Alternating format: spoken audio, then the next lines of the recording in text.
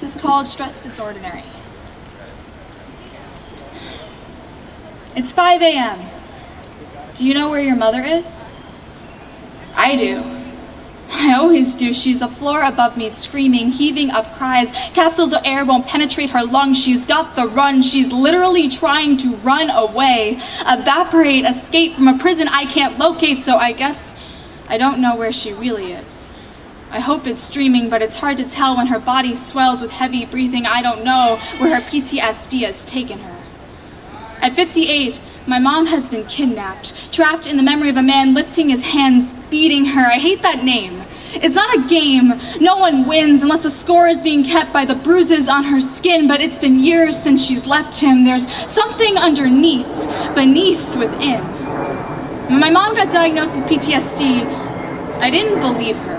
I thought it was just for soldiers, men crushed by bullets or boulders, Marines in Vietnam, fleeing the Viet Cong, running, flying, dying. I kept trying to understand, to demand she be normal.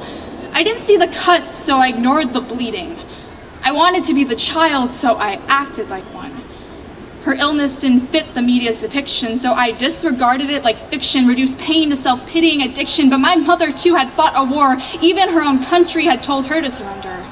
The court speculated she was too educated for abuse. Her PhD outweighed her battle wounds, and when she called justice, it was no use. The friction on the affliction wore in the sores. She didn't live beneath the poverty line, so they sketched her out as crazy, wrote she was insane on enough papers until it was a diagnosis, a psychosis, and as I woke up every night to the sound of my mother screaming, she didn't sound human anymore. She sounded like a statistic. And it didn't feel realistic that the woman who loved me with every letter was reduced to 4.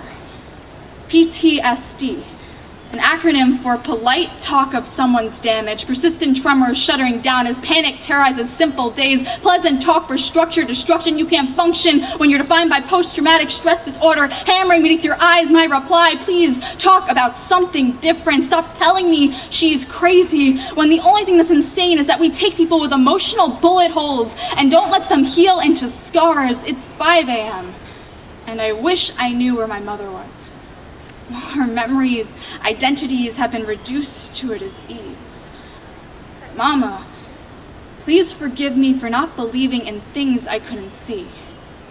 I can't take back history, but I will demand that the world understand that to me, your initials will always be MOM, not PTSD, even when the stress you possess is disordinary.